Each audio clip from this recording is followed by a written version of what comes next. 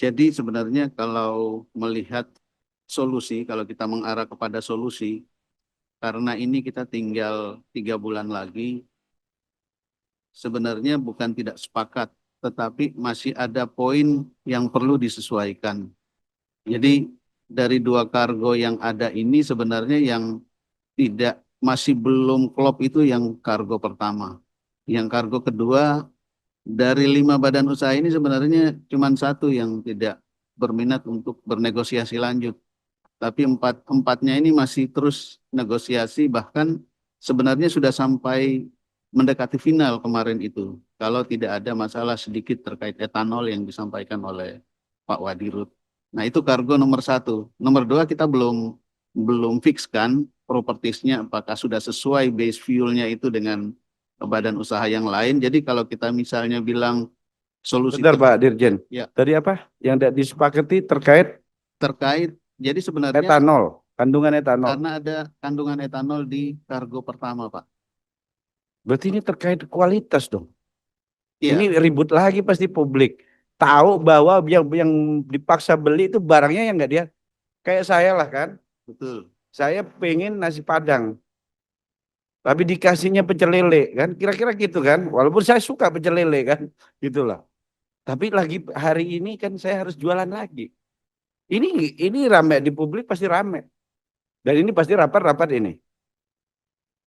Jadi yang jelas ini bukan nggak sepakat karena mereka ada hal-hal yang tidak. Ini kasihan Pertamina jadi makin terkucil lagi tuh, kan? Dipikirnya barang base oil yang mereka impor pun sama swasta-swasta dianggap tidak qualified, Pak. Gitu loh.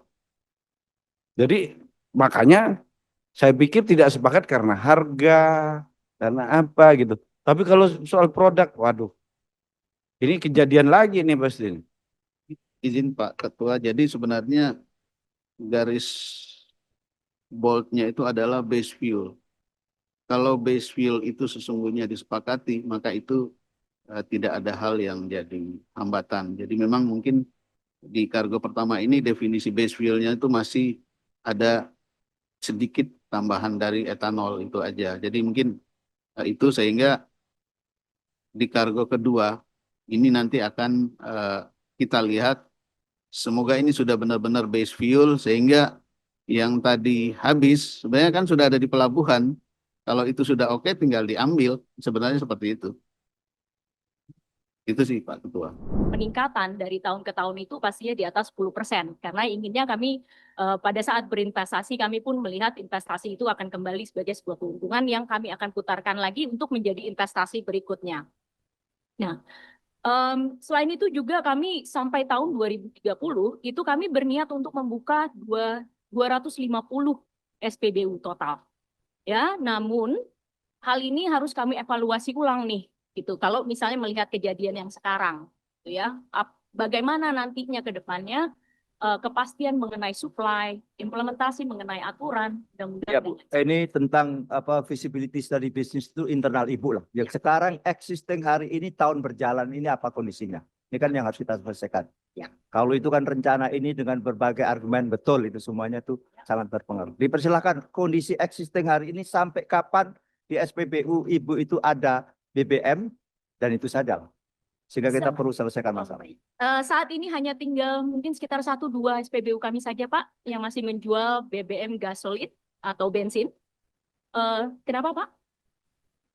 Mungkin sampai akhir bulan ini Pak. Itu. Dan juga selain itu kami sudah melakukan berbagai hal ya untuk mengurangi dampaknya terhadap konsumen. Jadi kita tetap membuka operasional SPBU, melakukan koordinasi intensif juga dengan para pemangku kepentingan, termasuk di sini mengikuti arahan dari Menteri ISDM per tanggal 19 September yang lalu untuk berkolaborasi dengan PT Pertamina Patraniaga. Selain itu juga kami sudah mulai menyesuaikan operasional, bukan hanya jam operasional, namun juga biaya-biaya lainnya yang coba kami tekan sebelum kami terpaksa untuk merumahkan karyawan-karyawan kami. Dan ini memang tidak lama lagi nih kalau ini tidak ada solusinya dalam waktu dekat gitu ya. Tapi kami mohon mudah-mudahan hari ini kami bisa melihat titik cerah. Saat ini kami belum merumahkan karyawan kami, namun itu dapat menjadi satu resiko. Nah, melanjutkan mengenai hasil meeting dari tanggal 19